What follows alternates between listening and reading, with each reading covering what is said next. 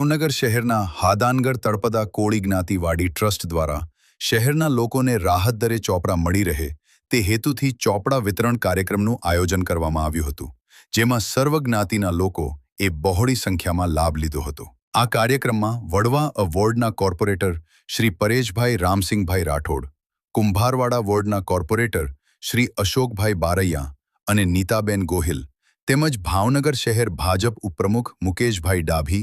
Chitra Fulsar વોર્ડના corporator Upendrasinh Gohil અને સંજયભાઈ રાઠોડ તથા કોળી સેનાના યુવા પ્રમુખ શ્રી રાજુભાઈ સોલંકી અને પૂર્વ વિરોધ પક્ષના નેતા બળદેવભાઈ સોલંકી સહિતના સામાજિક અને રાજકીય મહાનુભાવો ઉપસ્થિત રહ્યા હતા. આ કાર્યક્રમમાં વાડીના શ્રી કમલેશભાઈ રાઠોડના માર્ગદર્શન હેઠળ ઉપપ્રમુખ શ્રી રવિભાઈ ગોહિલ અને મહામંત્રી દિનેશભાઈ ચુડાસમા, મંત્રી શ્રી યોગેશભાઈ રાઠોડ, ખજાનચી કૌશિકભાઈ રાઠોડ, અશોકભાઈ સોલંકી, મનોજભાઈ ઝાલા, મંજીભાઈ ડાભી, બાબુભાઈ ચૌહાણ, મુકેશભાઈ મેટાલિયા, બાબુભાઈ મેલકિયા, ભાવેશભાઈ મેર, માવજીભાઈ મેટાલિયા, મુકેશભાઈ મેર, શૈલેષભાઈ દિહોરા, હિતેશભાઈ ચુડાસમા સહિતના કારોબારી સભ્યોના સહયોગથી રહ્યો હતો.